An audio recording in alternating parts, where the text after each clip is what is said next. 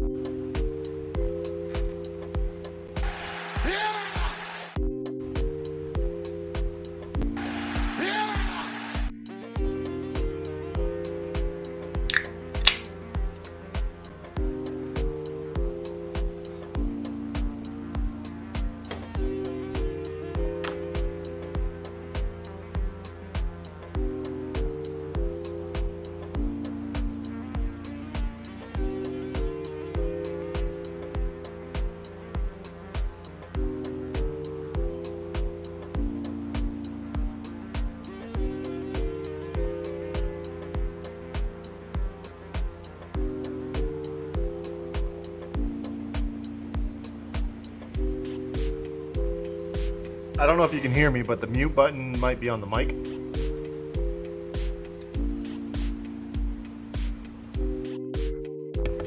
Oh, it's on the icon too, like your little preview window.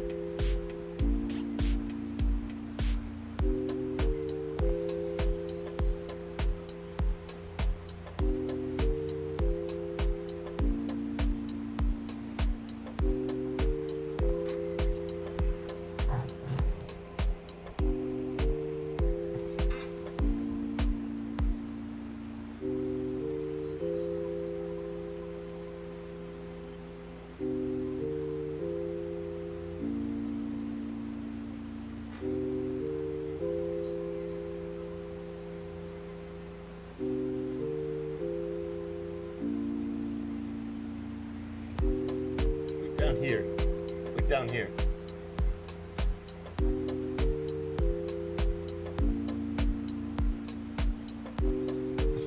You should see a mute button. Unmute. There What's you go. up? Hey, what's up? I was looking at Airbnbs a little bit ago in your area Oh, for yeah? next time. Yeah, there's some decent ones, so I might pop up on you. Hell yeah. No, I just visited a sick-ass Airbnb yesterday at one of my photo shoots. Nice. He said he had a blast. Yeah, I hope so. He did.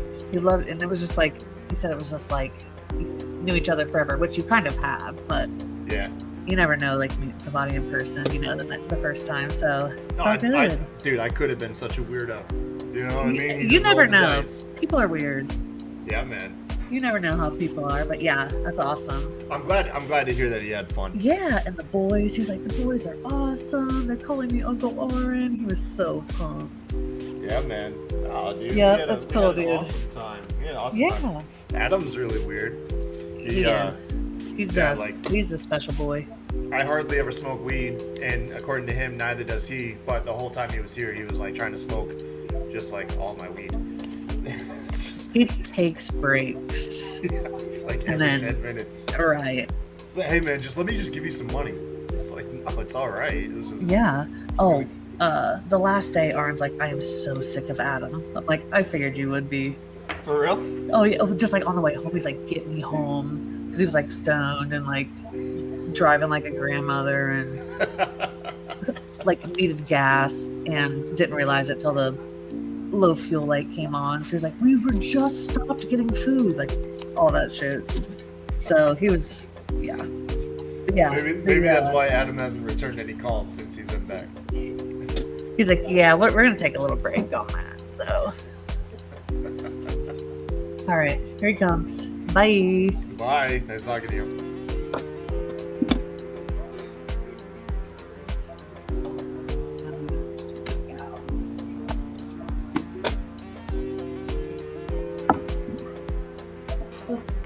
Non-alcoholic beer, I hope. Yeah. Non-alcoholic beer, I hope. Yeah, non-alcoholic beer. I forgot to tell you about that. When you got me those Heinies that one time, I was drinking one while we was recording. It was a Corona. It was a Corona, yeah. It was a Corona. He waited until after the show. He was like, yeah, I didn't want to call you out, but like, are you drinking? I'm like, no. He was like, what were you drinking during the show? I was like, oh, motherfucker, that's a non-alcoholic. Fucking weirdo, dude. You're the only person I've met in my adult life that drinks this. I like beer. I like beer. Yeah, same here. I liked beer too, but when I gave it up, I gave it up. I know all the way quitter, I guess. It's like when if I broke up with like a bad ass girlfriend, I'm not gonna go around her anymore just so I can get blue balls. You know what I mean? It's placebo, I guess. I don't know. I don't know, man. What 5 people were those bots in there? I think they're Twitter bots. Yeah. Yeah, they're all Twitter. Well, I'm ready. Oh, sick, dude.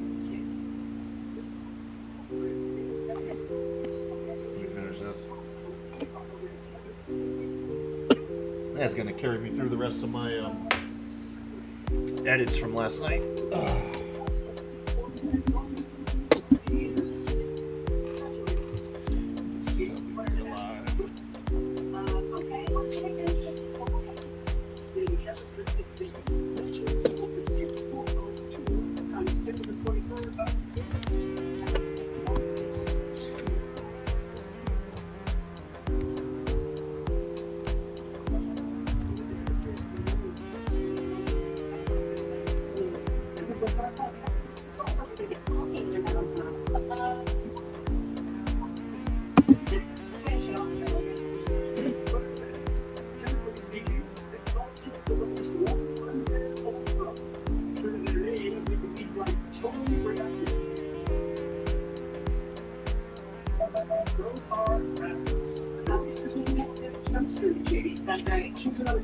I mean, because they're all so great and exciting. And I'm experts in all of them. You're gonna turn that TV down at some point. It's in the Yeah, house for others.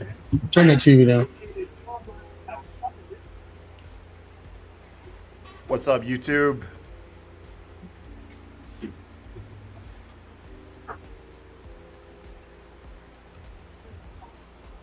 Can y'all hear me okay? I'd like to think so. I turned the gain down last time because Will said my shit was like uber high. It's Tammy. Hey, Tammy, how are you? I hope you're having a good night. All right, you ready to go, bro? Yeah, let's do it. Let's do this. Hey, this is Brett the Hitman Hart, the best there is, best there was, and the best there ever will be. And you're listening to the Smacked Raw podcast.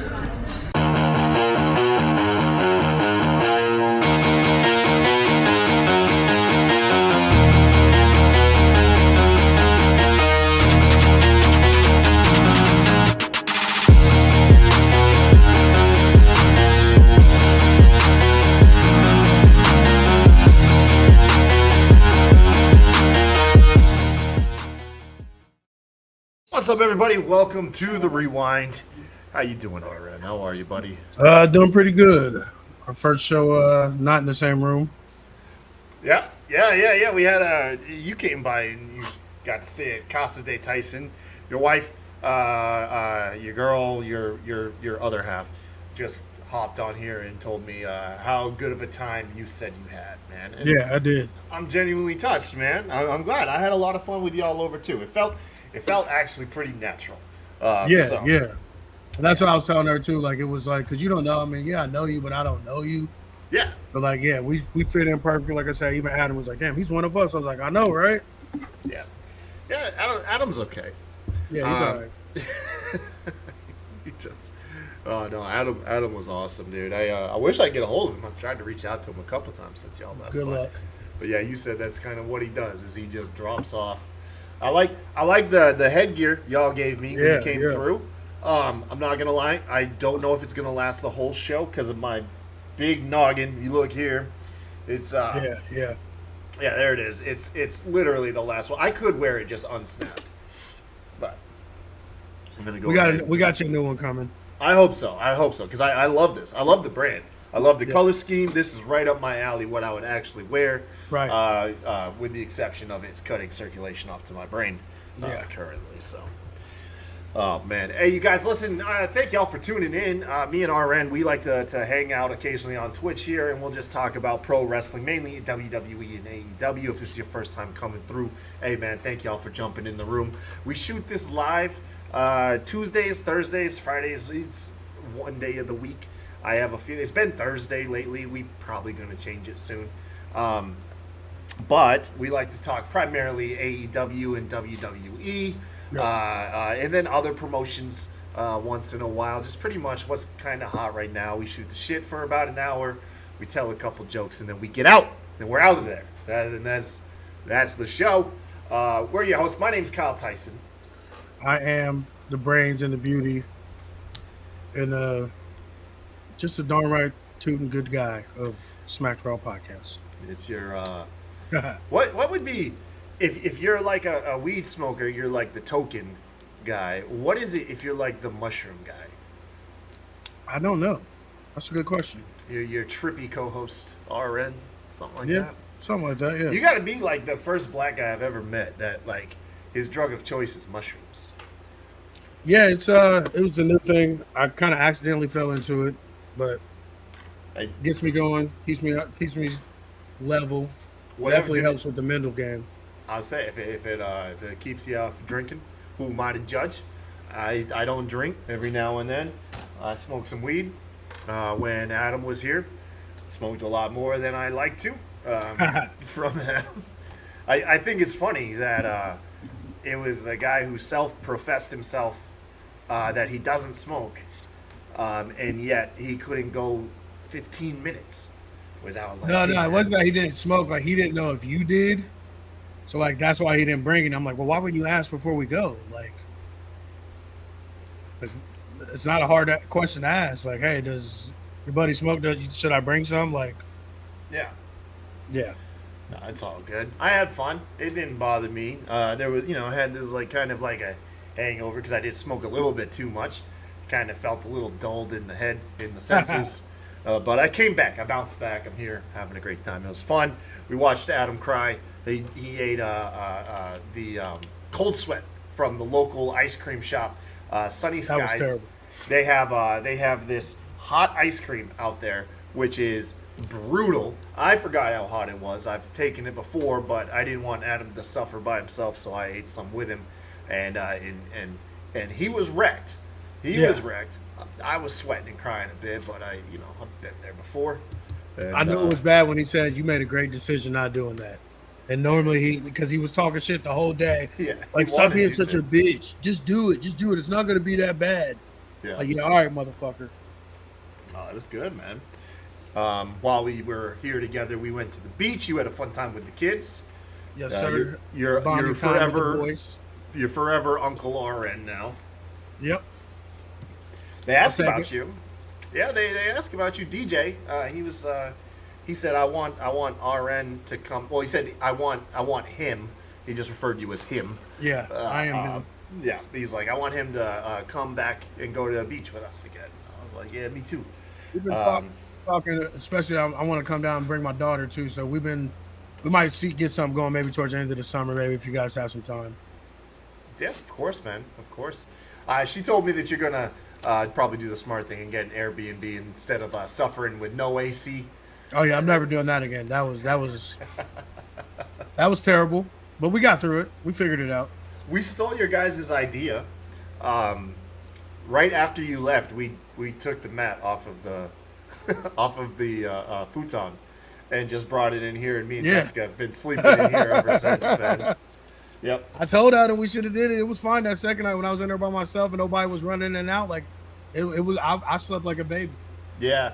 No, we definitely did it. Right behind me, got the bed set up. It's an absolute mess at the moment, but I just set it up right on the floor, and I'm not gonna lie, it's oddly more comfortable than my actual bed, which is that futon was comfortable. So and like it's not like a bunch of people use it. It's like little kids on it, so like it's not like flattened out or beat up or anything. Like exactly. It was comfortable as hell. Felt fresh. Yeah, man. I went back to the beach yesterday, did a photo shoot, which was a brutal, man. Oh my god! I went and did a shoot for my wife's cousin, and she wanted to do family pictures, get them updated and everything. And she's got a little boy. Is that the one that hit you up while we were there? Yep. Yeah. Nice. Went back. Her son, who's turning 3, threw a tantrum, and so we had to like run and gun these photos. But luckily, all parties involved are like really attractive people. So even though it was like it felt like an absolute mess, I was able to get a bunch of good photos, and I've been essentially editing those pictures like all day today. That's what's up. Yeah. But it was good, man. We had a good time. We went back to the beach for the second time in a week. I can't remember the last time we've done that, so that was pretty good. No, we definitely had a great time. Like I enjoyed it for sure. Like I'm glad we came, and like I said, definitely trying to figure something out to get the whole fam down. Yeah. Really quick, I forgot. I was just kind of went on a tangent about these live shows. We're live on twitch.tv/SmackedRaw, also youtube.com/SmackedRawPodcast. You can always check out the old live episodes on YouTube after they go up. We're on Twitter at SmackedRawPod. We're live over there too. The only thing about Twitter is like I don't know if I think it's just bots that come in, because it seems like we do get like a handful of viewers on Twitter, but we never actually see the chat from them. So I can never tell. If you're in Twitter and you're chatting with us, I'm sorry we can't see it. Scoot on over to Twitch or YouTube, and your chat will appear in the stream, and we'll be able to hang out. Just drop us a follow, a like, whatever all that good stuff is. We're good. But RN, you and I did not come here to catch up on the previous week. What did we come here to talk about, bro? Forbidden Door. Well, I mean, we can talk about that too. I was actually scrolling on the bottom here. The Money in the Bank. Yeah, that's fine and dandy, but we definitely have to talk about Forbidden Door. Yeah, how'd you feel about that show? It was dope, and Ospreay and Swerve, like shit.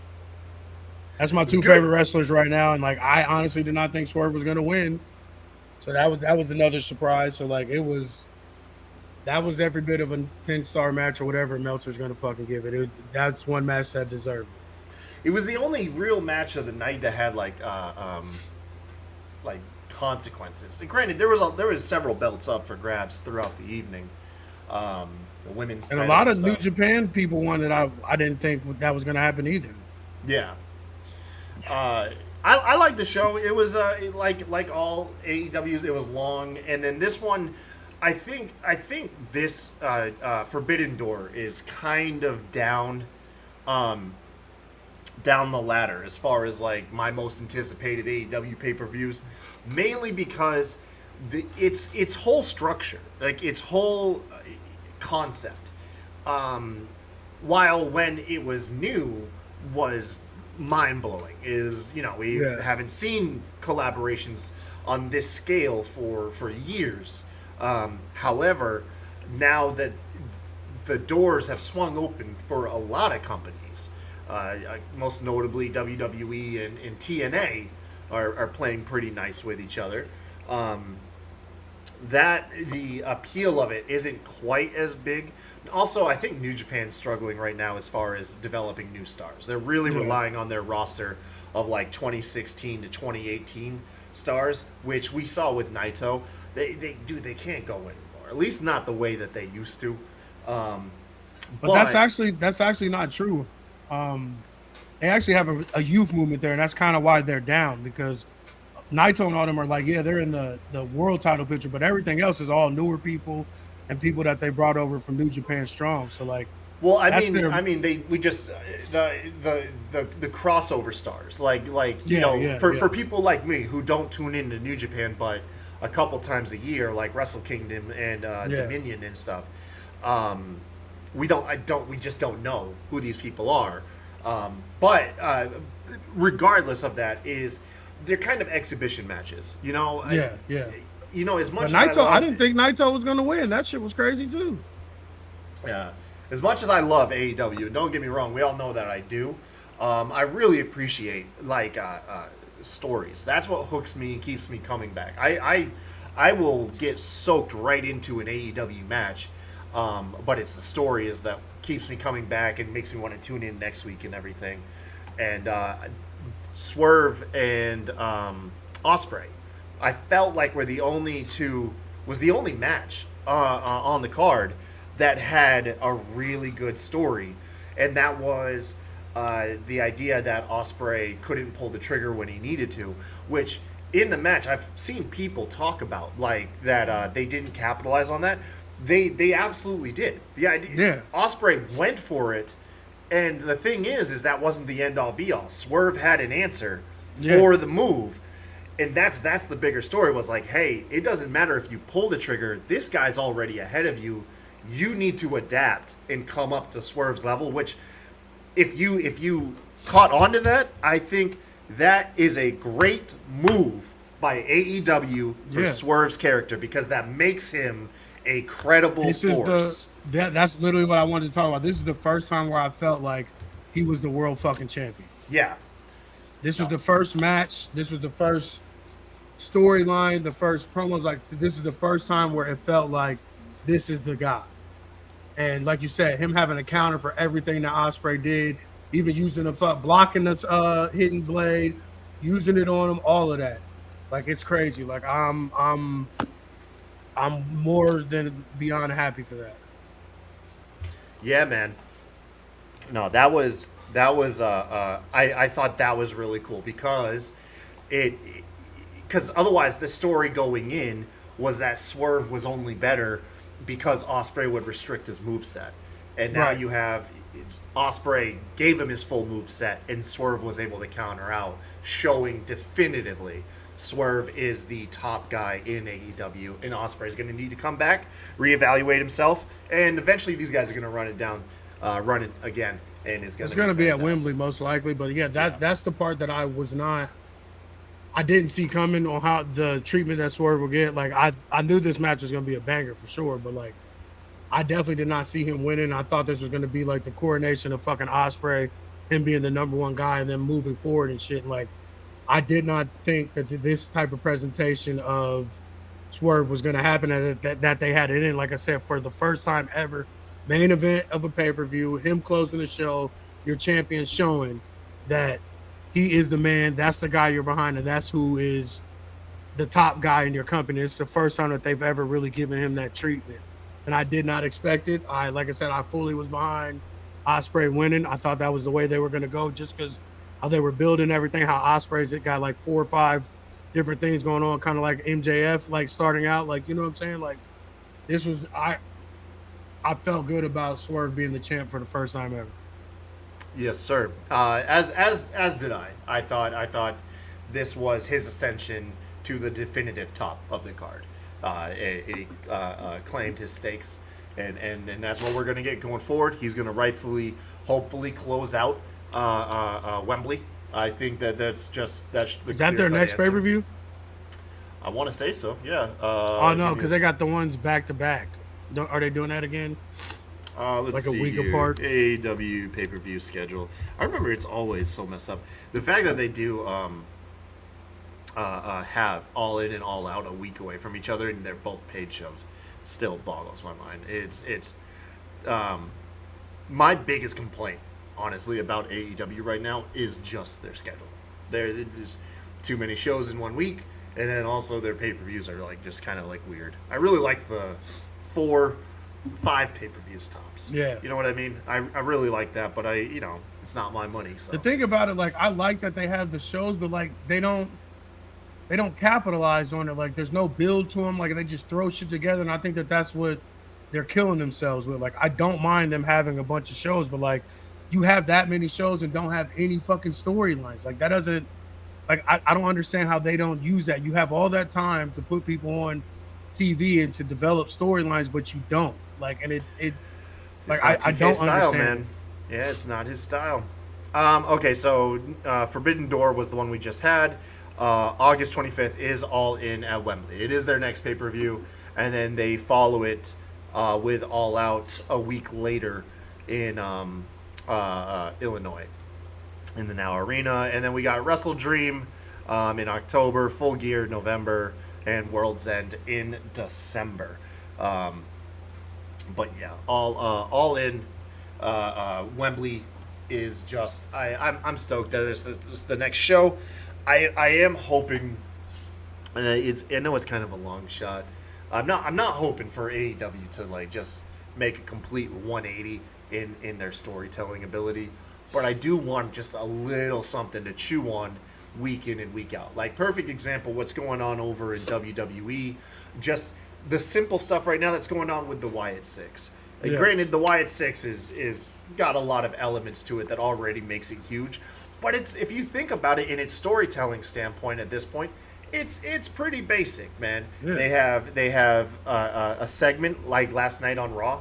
They had Nikki Cross come out, deliver Michael Cole another VHS, and that was the hook that kept you watching the show for the majority of Raw. Was waiting for that VHS to play, and then the VHS plays. It was a really well cut vignette. Bo Dallas and Uncle Howdy merging into one, and then they kind of leave it ominous, like what's gonna happen next week.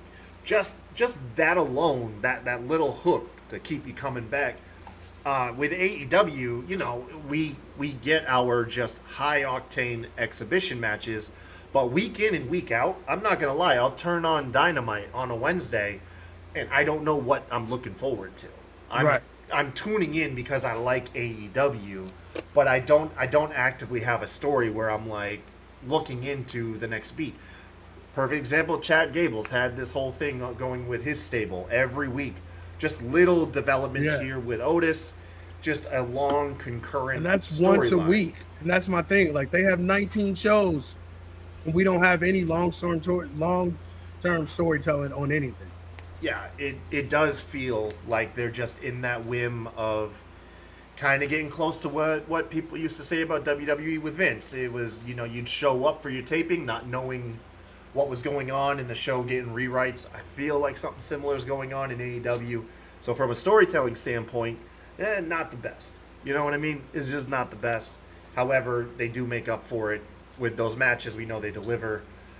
I just want some story to hook me going into Wembley, instead of just tune into Wembley because you know it's gonna knock it out the park the day you tune in. I want to know what I'm looking forward to, other than just great matches. You know, I want to see a payoff. That's never gonna happen. So. You know, I want to see a payoff to a story. Right.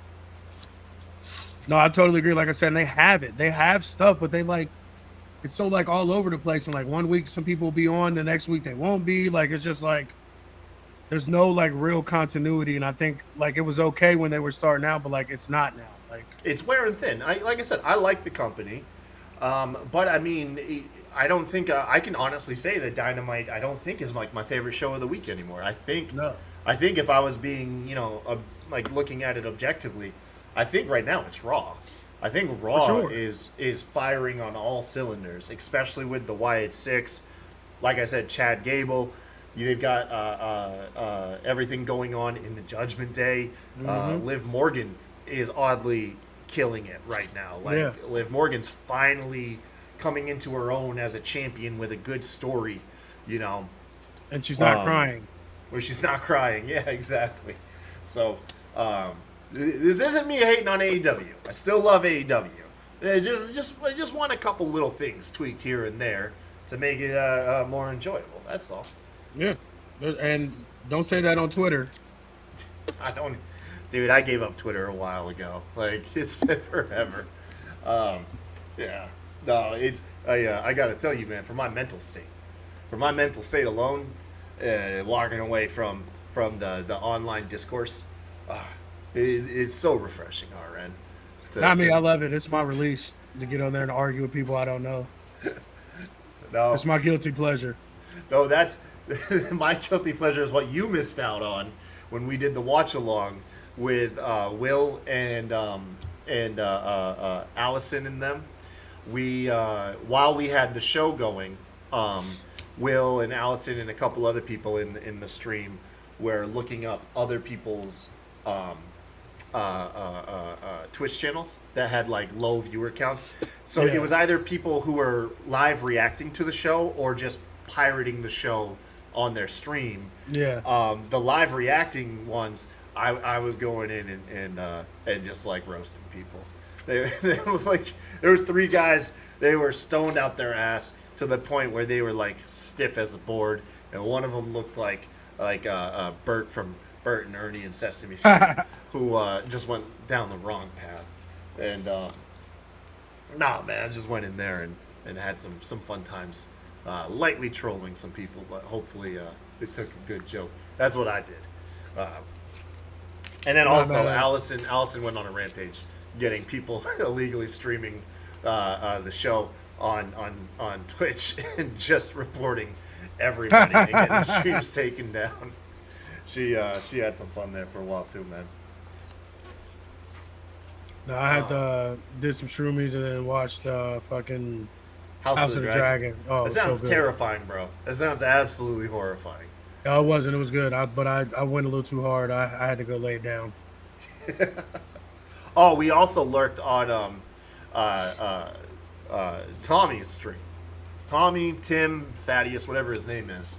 He's in the chat. He's in the chat right now. Apparently, not only does he DJ live, but when he's not doing it, his dad does.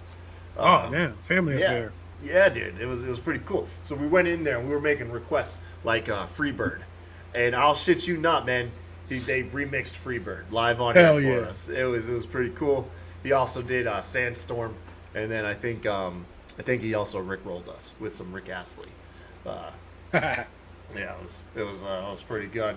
I definitely followed it because you got to tune in, man. It's actually pretty fun watching his dad just DJ. Like That's it was- legit. It was pretty dope, man. Yeah. So we had a good time, dude. We had a good time. Overall, the show was long. A lot of exhibition matches. My personal taste, I didn't really care too heavily about the show till we got to the ladder match for the TNT title, and that was where like my interest really got into the show from there going forward. How'd you feel about Naito winning back the New Japan belt? How'd you feel about Naito winning back his title?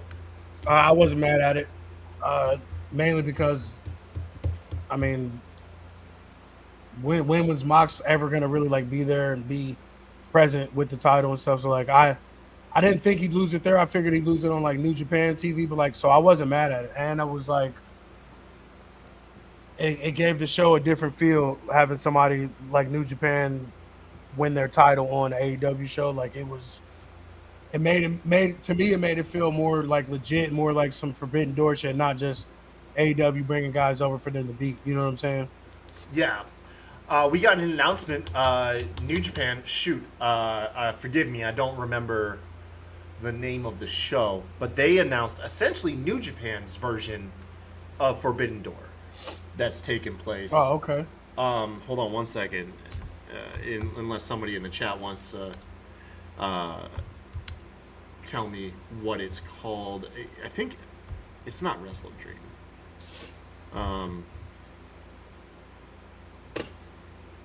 Wrestle Dynasty pay-per-view for the Tokyo Dome. Yeah, and it's going to do the same thing. It's going to feature New Japan, AEW, CMLL, Ring of Honor, and Stardom.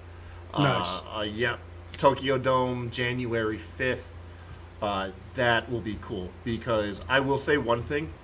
I love New Japan's presentation especially for their big shows, the Tokyo Dome shows. Oh, it's nothing like it, man. And that's who WWE stole the 2-night thing from. New Japan's been 2 nights here for a little while now, so. Yeah. I got a controversial question for you regarding that. AEW, should they use, if they're, well, they air their pay-per-views on Saturday, don't they? Nah, they've been Sunday. They have been Sunday because of Collision, right? Yeah. So, given that like the first half of the pay-per-view is typically non-consequential, you think AEW should just take the first half of the pay-per-view card and just put it on Collision? And then I mean, you get I liked when their pay-per-views 2 to 3 hour show like pay-per-view for the following night. Yeah, no, I liked when their shows were on Saturday because they were so long. Like, you know what I'm saying? Like, we could actually stay up and watch it and fuck around and stuff. Like, them being on Sundays, like, I'm never gonna stay up and watch a whole show on Sunday. And the only reason why I planned on doing it that Sunday because I actually had Monday off, but that didn't happen. But like normally, like I literally get to about 10:30, 11, and then I watch the main event in the morning when I get up. Yeah, I know a lot of people might disagree with me, but I'm not gonna lie. You could have taken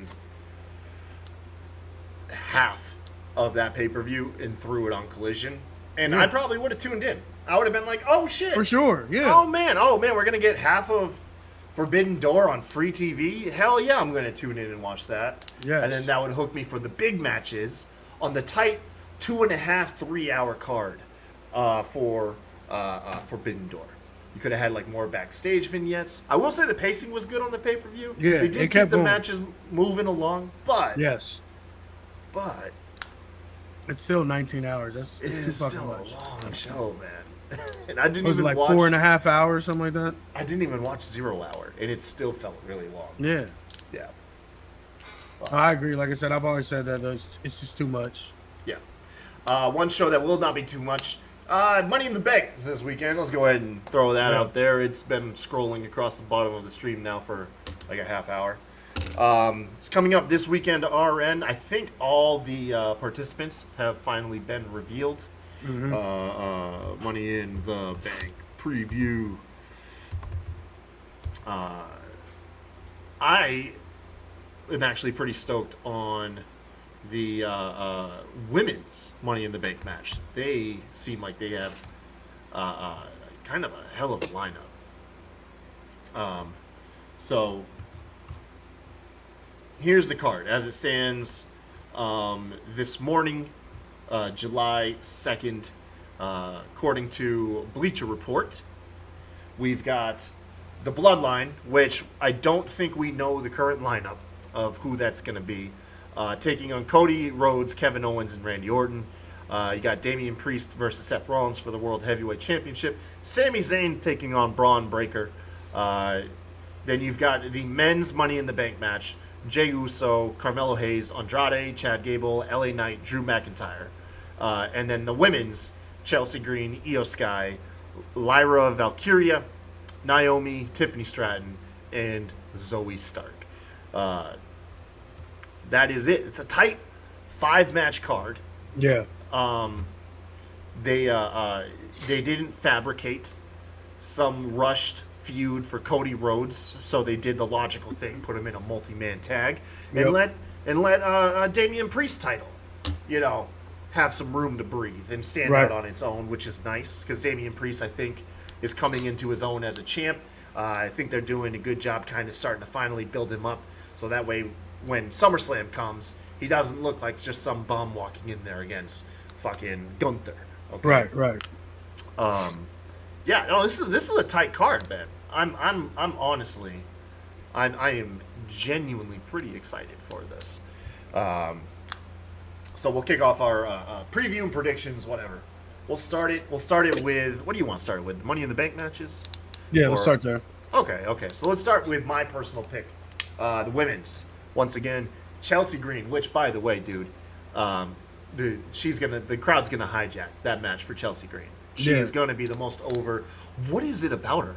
Like, out of nowhere, all of a sudden, I'm a huge Chelsea Green fan. Like, what fucking happened, dude? She just has it, and the thing about it too that we never really get to see is she can actually go in the ring. Like, she's wrestled men, all types of shit. Like, and we haven't really even got that part of her character yet. So I feel like when they put those two pieces together, it's kind of like Carmella. Like nobody really fucked with her really, and then she won that Money in the Bank, and then it kind of changed everything for her. So like, to me personally, like I know that was gonna be my dark horse pick. Like I was gonna pick Chelsea, but I don't know yet. But that's who I was leaning on because I feel like she's right there. The crowd's getting behind her. They don't have many women stars. Like we've done all this shit with fucking Damage Control and all that. I think Zoe would be nice to do it too, and like her on the ladders and shit, like she can get a little flippy out there too. You know what I'm saying? So like, I don't know, but like I've been behind Chelsea for a little while now. Like I said, like I'm just waiting on them to let her go in the ring because like we still haven't seen her go, and she's a bigger woman too. Like she's not like 5 foot. You know what I'm saying? Like she's got some size to her. She's got some move to her. Like I'm just hoping this kind of catapults her. If she does win into us seeing her really go. Because she's got the character now, so put her in the ring. Let her complete it. Yeah, no, Chelsea, she's fantastic. I can't say enough great things about her. I think she had a match recently on Raw, and that's when I was like that. I think it was one of her qualifying matches. I think she did just a suicide dive. I was like, oh shit, Chelsea Green can actually go.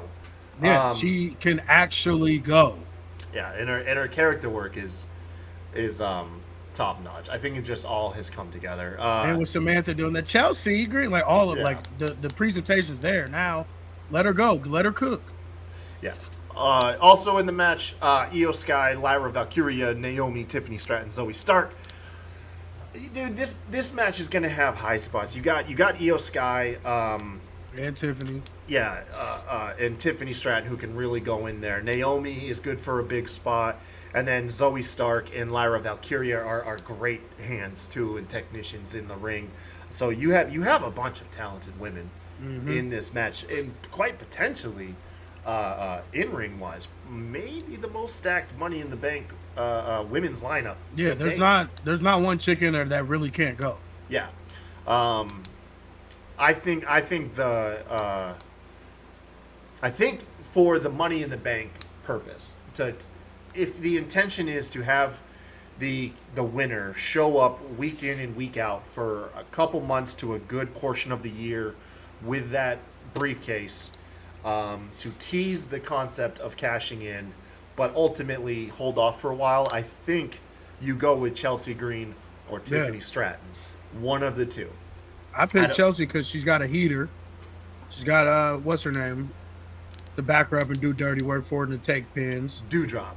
No, whatever. Well, Piper Niven's now. Back to her real name. But I know. Yeah, you got somebody that can take some L's for her. You also got somebody that can potentially fuck the champ up and her come in and win. You know what I'm saying? Like, to me, like, and she's got the character work. The crowd's kind of behind her.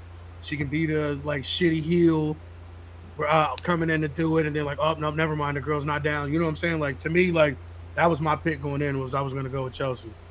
Yeah. Yeah, because I mean, Io Sky is as great as Io Sky is. She just had the belt not that long ago. Right. They haven't really done anything of substance with her as a singles competitor since losing the title. She's more or less been entwined with Damage Control, kind of just reestablishing himself as a dangerous group instead of an individual standing out as like potential champion. Lyra Valkyria just got here. You can make that argument for Tiffany Stratton, but Tiffany Stratton right now is just catching fire week in and week out, getting the crowd behind her. Whereas Lyra is putting on good matches, but the crowd, I don't think, have kind of figured out who she is yet. The character that with the coming out with the crow wings and shit and everything, like it's not something people. It's almost in the realm of like the Viking Raiders type shit. Like she's got to figure something else out. She's got a good costume. We just don't have a character yet to go with it. Right. Exactly. And Zoe Stark, another person who's, I think it wouldn't take much for fan perspective to change and see her as a credible champion, but WWE hasn't really given us a reason to think that they're going to go in that direction. I mean, Vince screwed that up with her like he does anybody else coming over in NXT, putting her with fucking Trish and stuff. So like, no one's ever gonna. I think that hurt her to an extent. No one's ever gonna really take her serious, and they're always gonna see that. Like, I think it was fine with Trish had they just followed up with her once she left. like once Trish was gone, had she either, got the belt for a brief stint or just did something, but the fact that they did nothing showed that it was just Trish was the attraction, and they didn't know what to do with her. They got a new girl called up and they just threw her with somebody else. Like, and that's what I'm saying. So like in the eyes of the fans, it's hard to get that. I don't want to say stench, but it's hard to get that out of the fans' mind that she was just a lackey. And then she's been with Shayna, pretty much like she's not looked at like on Shayna's level really either, as much as they're trying. So it's just like I feel like with her and Shayna, they make a great tag team. But that's the thing, is this isn't a tag team match. This is for a singles. And they don't have a tag team division, so it's like I don't know how they rebuild her. They might have to like send her away or send her to SmackDown or something like on her own or something like. I don't know how they can build her back up. She just needs a decent like 2-month story. That's all it is. But they have to do something. You know what I mean? You can't just put her out, give her a couple wins, and then tell us like that she's like might actually be a champ. It's like, no, we can see the effort you're putting in, and clearly, she's just a good hand in this. Yeah, I think obviously I picked Chelsea Green or Tiffany. I'm gonna have to go with one of them. Oh man, I really feel like it could be either one. I'm gonna go with Tiffany. I'm gonna go with Tiffany Stratton, man. I think they're gonna. I don't think I think Chelsea Green is kind of just getting herself over, more than it's WWE doing it. You know what I mean?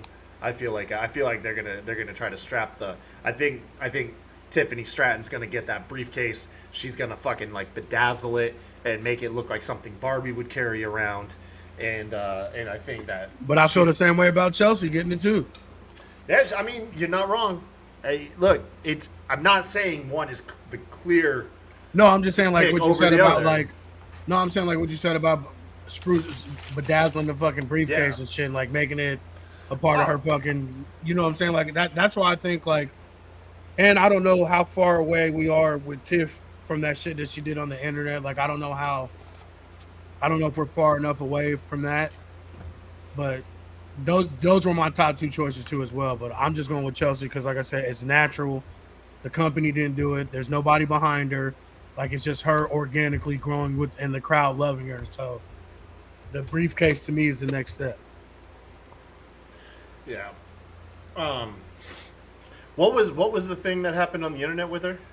She said some like kind of racist shit about it was either about Bianca or Jade. I can't remember what it was, and that's why they took her off TV for a while. Oh, really? Yeah. I didn't even know. I think I heard somebody like some rumblings about it or something. It was like some shit on Twitter. Like it wasn't. I didn't think it was that bad, but like new company, them trying to clean everything up, them trying to clean their image up. Like I understood why they did it. Yeah. And that's why she kind of cooled off because you remember she was hot. Like she was. Yeah. She was bound to be the next champ for sure, whether Money or Bank or not, and then all that happened. So, yeah, I don't think you have I don't think this is a case like Baron Corbin where he was a dick online and then they just completely threw him down the ladder and never sniffed like the world title again. Tiffany, I just don't think is can be denied. No, she can't. Yeah, that's why she's in this match. Exactly. Yeah. All right, moving on. Next match. That's going to be the men's Money in the Bank match. Jey Uso, who's like all over the posters, by the way. Yeah. That is definitely who the company wants you to believe is winning the match. You got Carmelo Hayes, Andrade, Chad Gable, LA Knight, and Drew McIntyre coming into this. Is there any chance? It's Drew. It's anybody but Drew winning this. If it's anybody but Drew, I'd say maybe it was Jay. But like you said, the company's got too much smoke screen around that, and how hot he's getting. Like like those are my top two picks coming in. But I'm gonna go with Drew, just because all the quitting shit and everything like that. And like this is a perfect thing for him to have the title. And then when we get him versus Gunther, and whenever they go to Germany or whatever, that's gonna be fire. Yeah. Okay, so playing devil's advocate, you've always got CM Punk lurking in the shadows, ready to cost Drew another opportunity at the World Championship. However, he was like essentially murdered the other week on SmackDown in Chicago of all places. But they got to go with Drew because his whole character is a hypocrite. Like, that's just the whole thing. Makes excuses, doesn't like how other people conduct business, yet he does it the same way. And in the most recent complaints was he told Damian Priest how he didn't have respect for him because he won his belt through a cash-in.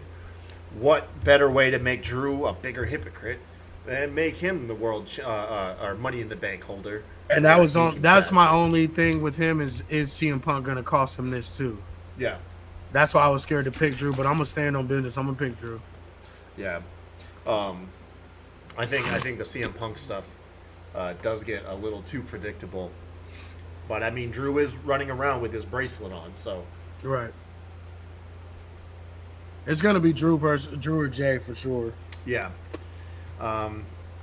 Carmelo Hayes, unfortunately, proved on the main roster he can miss. Andrade's just he's just here ever since he got here. And then Chad Gable, he's probably the next biggest guy in here. Right. I love LA Knight, by the way. I love LA Knight, but if he wins the belt, it ain't because he's Money in the Bank holder. It ain't gonna be it. The only reason I ain't picking Gable because I think we might get some White 6 action, like scare him off or something, like because that's who originally I'm like, man, this is perfectly set up for Chad, and then all that shit happened.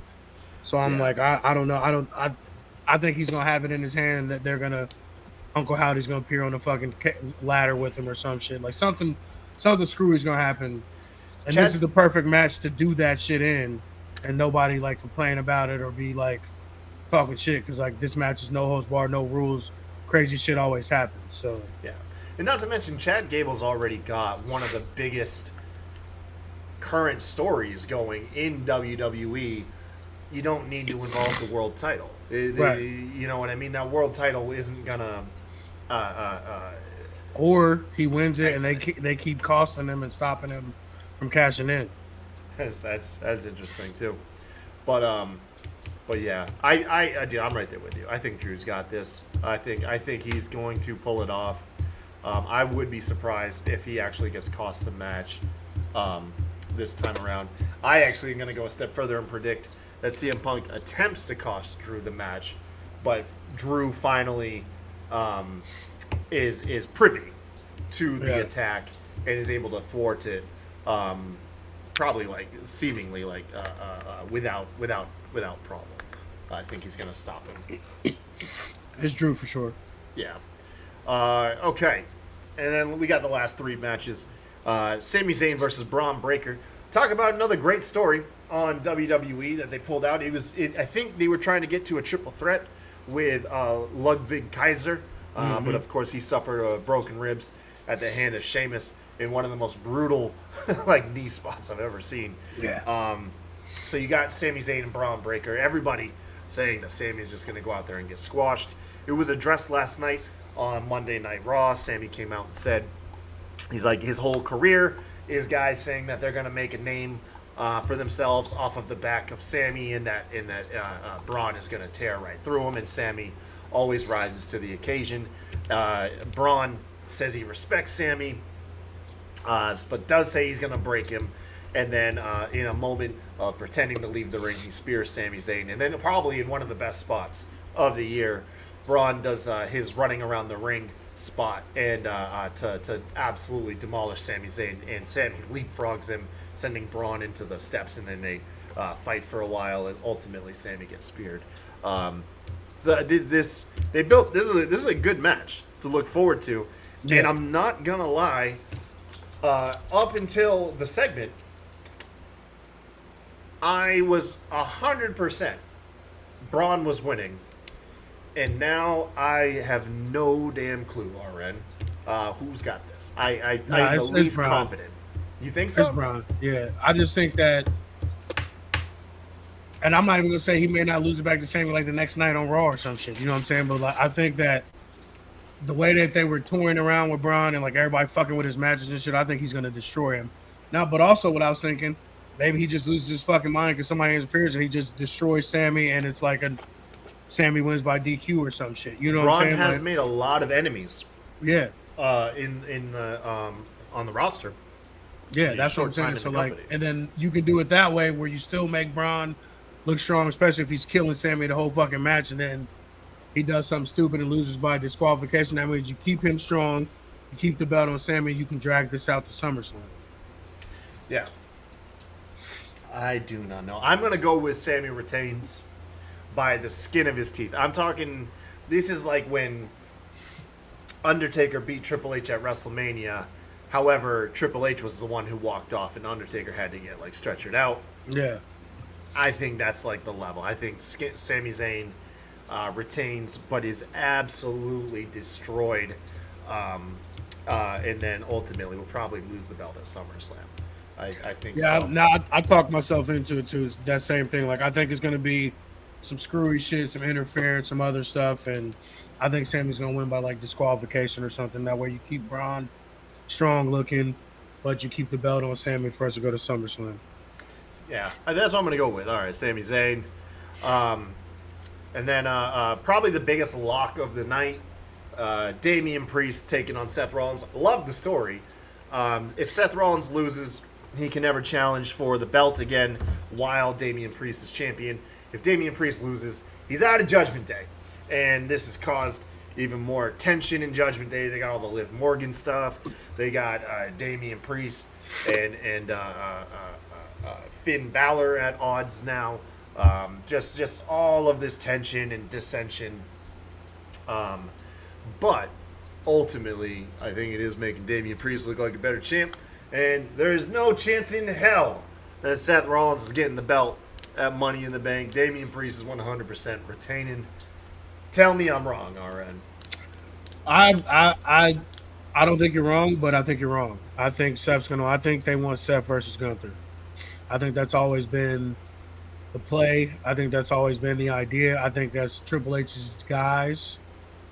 And what better way for him to get both his guys there is Seth to win right here and then lose to Gunther and then Damian cash in.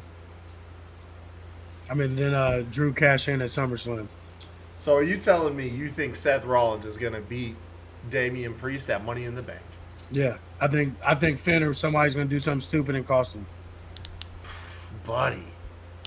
You're dead wrong on this one, man. You're dead wrong. I don't listen. I agree with everything you said, but I also know at the end of the day, Triple H wants his guys to be his guys, and Seth's always going to be his guy. And I think that Seth versus Gunther, me personally, I would rather see that match anyway.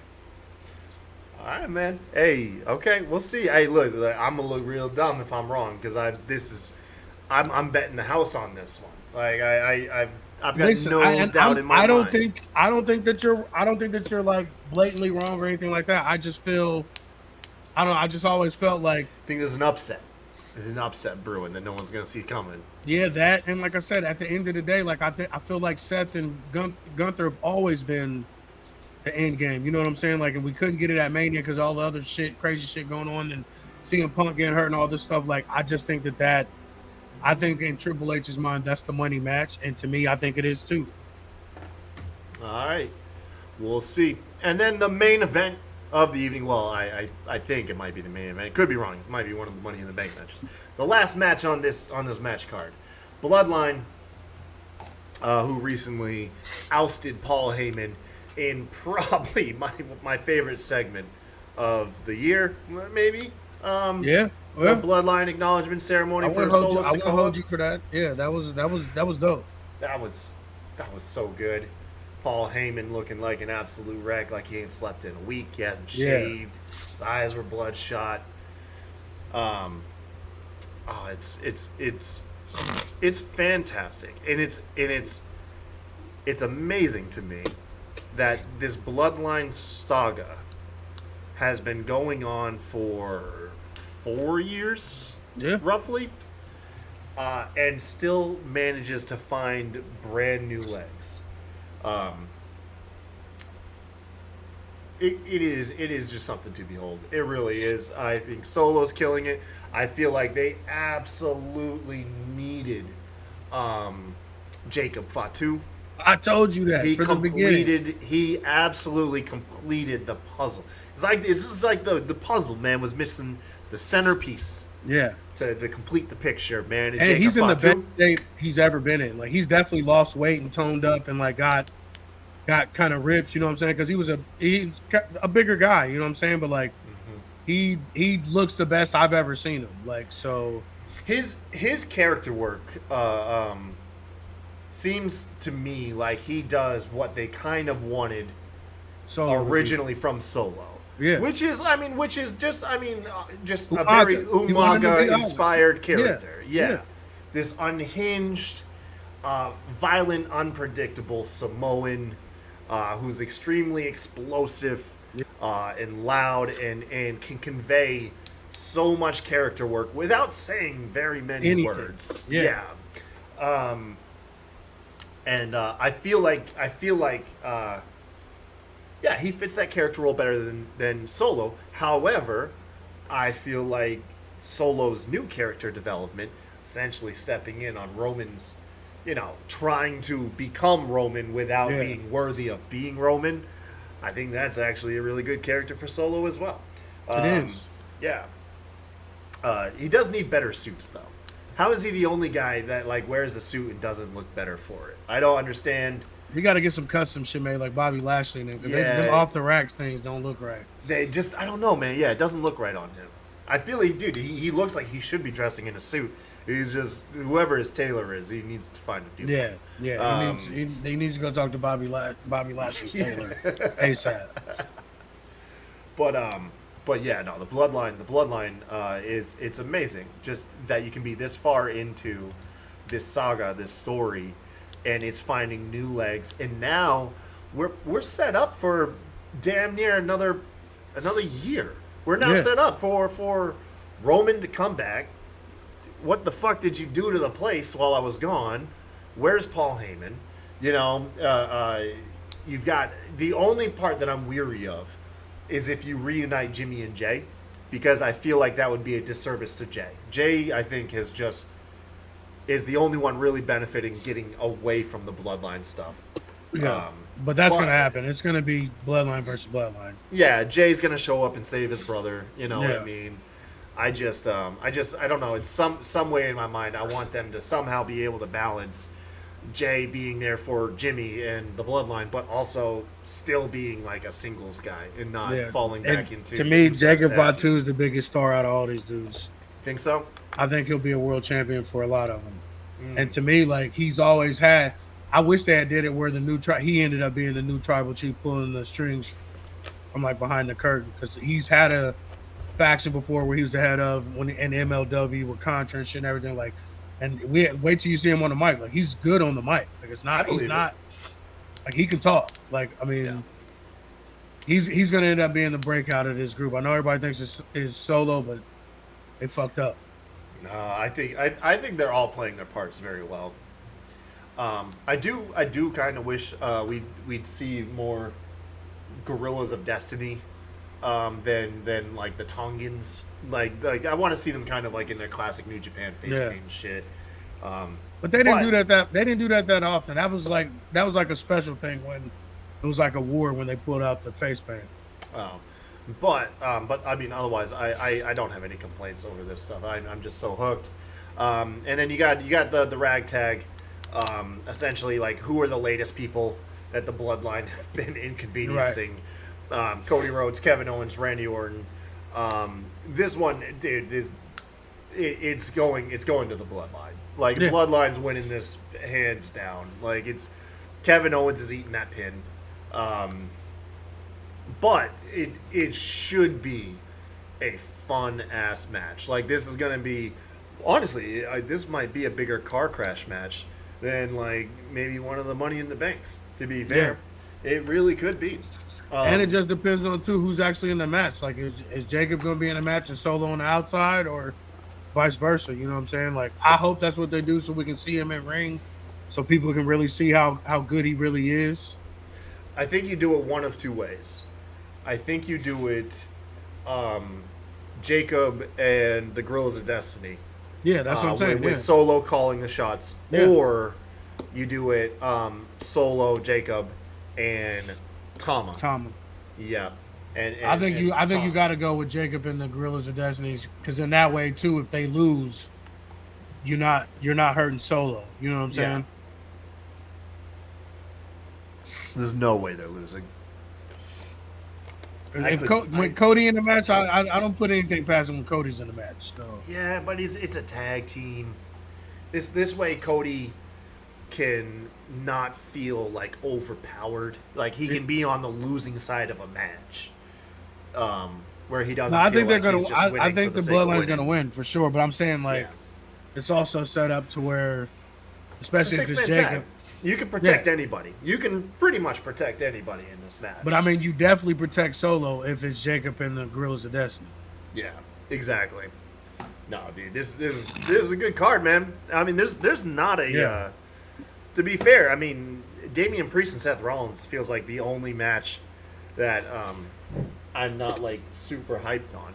But then again, it's this match. The whole card's gonna be great, man. Money in the Bank's gonna be dope. Great pay-per-view. Cool. And you and I are gonna like be able to get some sleep too, because it's only five matches, so they're gonna be. It's gonna be a tight 3 hours. It's on Saturday, ain't it though? It's this Saturday. Yeah. There's no way. And it's during the day, ain't it? I thought it was during the day because it's somewhere else.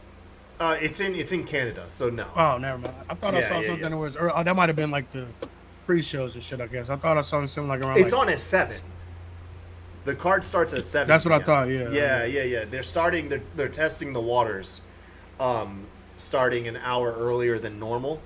I think. For everybody's sake, I feel like WWE's heard the complaints about staying up too late. Yeah. And then also this helps their, to a small degree, their fan base over in Europe that has to stay up till like 3 or 4 in the morning to enjoy pay-per-views live. So. No, I'm into that. Yeah, man. No, it's gonna be a good show, man. It's gonna be a good show. It's been a good couple weeks in wrestling. And then when this is out of the way, we're going to be flying into All In London in the O2. And dude, it's been a really good year of pro wrestling already. Yeah. Like we have been spoiled as wrestling fans. Yeah, normally the summer's like the lull time, but it hasn't been. Like they've been balls to the walls, both companies. Mm-hmm. Yeah, the whole like the lull period from WrestleMania to SummerSlam. I think we only had to experience like a month of a lull, maybe 2 months tops, like if that. Either way, it's good. Right now, it's good. We eating good, bro. For sure. Right. I think that's gonna do it for us tonight, folks. Let us know who you think is gonna win at Money in the Bank. Also, what did you think of AEW's recent pay-per-view Forbidden Door? Do you think the pay-per-views are too long? Can we use Collision as a way to break up a pay-per-view over 2 nights and also let fans enjoy part of the show for free? Let us know your thoughts in the comments section down below. Hit us up on Twitter at SmackDrawPod. Don't bother with me because I don't check my personal account, but you can always get a hold of RN over here. Yep. I'm on daily. Hit me up. Mr. 8984. Otherwise, feel free to reach out to us on Facebook. RN, you got that kennel business. I wore your tank top, by the way. Some thoughts. The comfiest damn shirt I own for summer, right? So literally. That tank top, the comfiest damn shit. And that company does not do anything anymore. I keep trying to find jerseys from that company, and they're always, I don't know if they just got shut down or whatever. And that's literally fucking from Amazon. That's not even special shit. I will say this though. The white color does not mesh well with my pale skin. No, probably not. I look like old milk. You blend in. Yes. maybe a darker jersey whenever you send out the hat that can match something like a black and purple jersey. I got you. But I appreciate it nonetheless, bro. You did get the poster, right? You brought that? Yeah, I got the poster. Yeah. All right, good. I wanted to make sure that you got the CM Punk. Yeah, I got it. You got CM Punk's last AEW poster before he fucked off to WWE for Brawl Out. It was glad that went somewhere, man. How's Route 4 Kennels going, man? Good. We got 3 litters coming here within the next month or so. 2 bully litters and 1 Frenchie litter. So we'll be busy Nice. going into the fall. Oh, hell yeah. Make sure you guys look up Route 4 Kennels in Facebook. They're up mainly in the Ohio region. However, like RN says, you travel countrywide? Yeah, we can How ship far to, how far west have you gone? as far as with the dog business or just in general? Dog business. Texas. Okay. It's still Texas to Ohio. Like, Yeah. you guys hit up Route 4 Kennel, man. RN will get you Yeah, straight. we have a shipper that'll literally deliver a puppy to your doorstep. Yes, sir. Also, by the way, like we do on every show, we like to let you guys know if you are struggling with addiction, mental health issues, you're not alone, dude. Me and RN here, testament of this. That's actually probably the driving force that keeps the show going. Yes. Is we're both recovered alcoholics. We have found our unique ways to stay positive. It may involve taking mushrooms from time to time. Sometimes. However, if you're struggling with drug abuse, that is not how you should handle it Absolutely necessarily. Just listen. If you're struggling with addiction or mental health issues, man, just reach out. Don't suffer in silence. It does nobody any favors. We just want you to reach out. Like, genuinely. You're not alone. Yeah, you're not alone, man. We go through this. We're on the upside of it right now. But it wasn't always that way.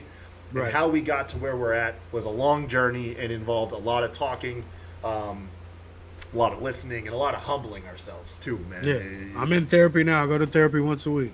Yeah. So we just let you guys know, man, you're not alone with those issues. Just reach out to those around you. Fuck, dude, you can reach out to us. Yep. Some of the funnest stories I think we were talking about drinking while you were here. You would have swore that we were getting fucked up all the time. Just because we had a really good session that we didn't even record. It was you, me, and Adam. Yeah. And we were talking about drinking and how we got through it. It was a good time. But yeah, you guys, reach out to those around you. As far as watching the show, thank you guys for tuning in. Me and RN are going to sit back and evaluate maybe getting this show to a more strict schedule. I feel like we go through this cycle every couple months. We're like, we gotta find a way to be a little bit more consistent. But you and I are busy men. We try to we record, but we'll find. Yeah, Fine we'll times. figure it out. We'll figure it out. We'll figure it out. Thank you all for tuning in. Until next time, y'all have a good one. See y'all next week.